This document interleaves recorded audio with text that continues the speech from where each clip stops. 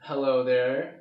Today I'll be talking about the personal, interpersonal, and transpersonal archetypes of the zodiac.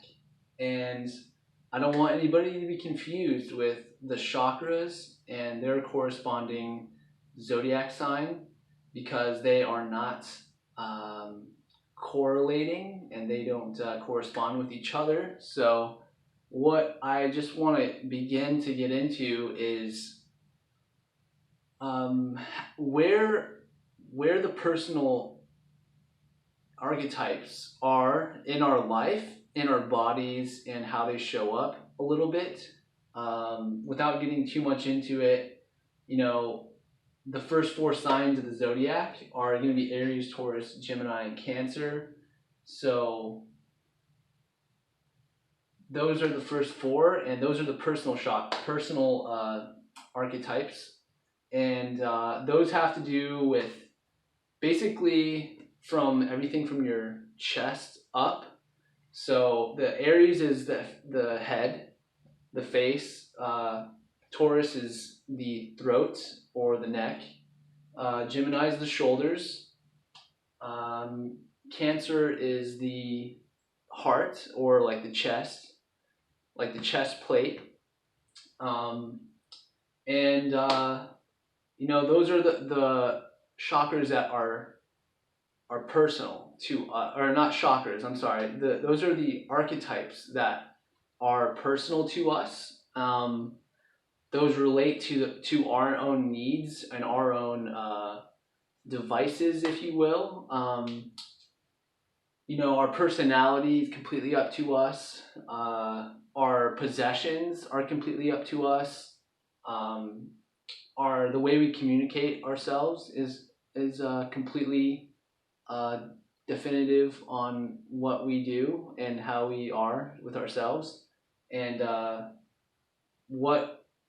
how we feel about ourselves and how we feel about other things is definitely our responsibility as a person. So those four are all descriptions of the first four archetypes of the zodiac, and those things are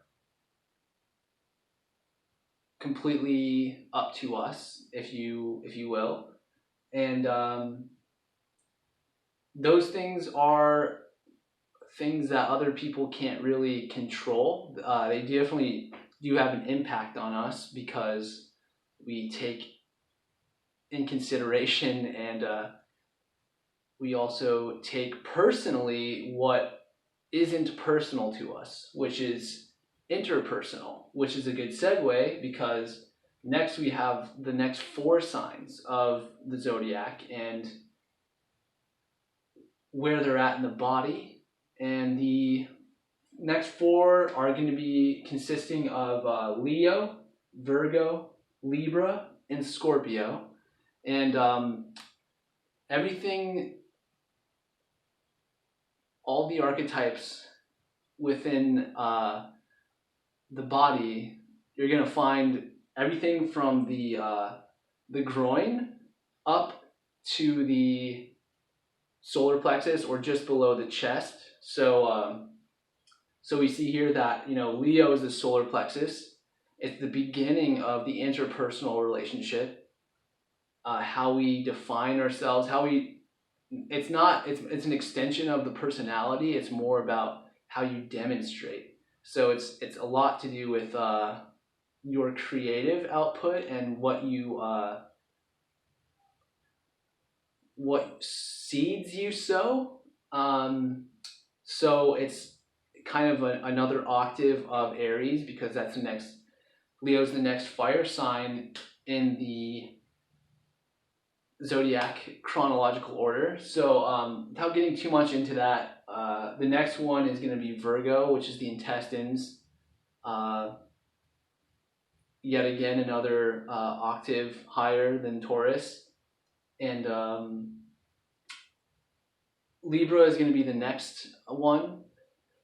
that is the critical balancing point of between, you know, the inner world and the outer world. It's kind of you know, everything from this portion, these 6 signs down on this end is determined by your own consciousness. So when we meet Libra, it's right at that point of turning the tables, or turning, like, you know, really measuring up to the outside world and the events and circumstances in our life, um, which are the top portion of the zodiac sign, and the respective houses. You know, without getting too much into that, it's just you know, Libra is that balancing point between the self and the other, and therefore it's, you know, latent within the interpersonal relationship between self and other. So the next and last one is going to be Scorpio, and that is, so Libra is representative or correlated to the hips, as the Gemini is of the shoulders. The hips are the next octave, or the next connection that the element of air connects in your body, or persons, and we do that through relationships, and that's what Libra rules, is relationships and our connection to others. So without getting too much into it, Scorpio is the genitals, and it has to do with those things that we don't understand. We have those desires, we have that sexual impulse, evolutionary impulse, or biological imperative that we have that is unconscious and subconscious to us. And you cannot make logic, you cannot make sense of what we don't know, or, you know, what is still mysterious or not understood by us. So that's why Scorpio is definitely more of that mysterious, kind of occult, secretive part of our lives. And our we all have each element, we all have each archetype, and we all have these relationships in our lives, you know, personal, interpersonal, and transpersonal. So you know, at the end of that interpersonal section, quadrant, whatever you want to call it, it's really the merging of the two. It's really that point where you merge karmically with the other, and that's why it's the last in the sequence leading up to the transpersonal. And I just want to point to this natural sequence throughout our lives and how it shows up. So, you know, before we really get into that relationship and get into that connection with others, you know, we first meet their personality, right? We first see them and determine, you know, we see their ego, and then next we kind of look at the connection, how what do they have, or what are they what wealth, or, you know, nutrients, or sustenance do they have. It's kind of like a substance, yeah. So you know, you next look at like what they have for me, kind of like, it's just an example, and then we start to communicate and open up about, you know, what the interest, this more the superficial stuff in our day to day, and it's more about commerce and well, a lot to do with just networking and really making connections with people vocally and communicatively. And then next, we kind of go back into ourselves and feel how it is we like about the individual, or about ourselves even, and like we really are in this spot first, and whenever we meet somebody new. Next would be how we demonstrate ourselves, how we show ourselves, how we connect with people on a more of a we're performing essentially. So it's still part of that ego, but it's a demonstration that is actually imposing, or it's really reaching out to the other in that interpersonal connection. Virgo, next we kind of analyze what we demonstrated, we analyze what they demonstrated, and we go back inward and find out what it is that is going to be beneficial to us, what's the nutrients for us, what's the takeaway, what are we feeding and really ingesting from our connection with them. We kind of go into this state of not reflection, but digestion, a little bit of gestation. And if you guys noticed, there's kind of a reoccurring theme here where, it's more of a out and then in and then out and then out, in, out, in,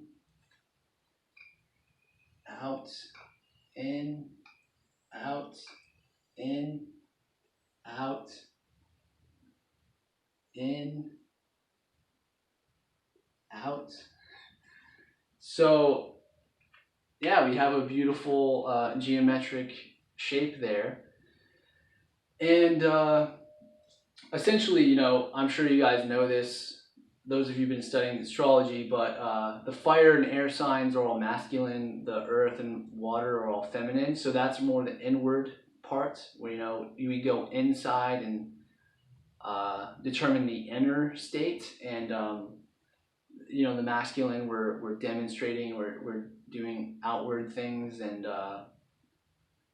actions, communication, whatnot, kind of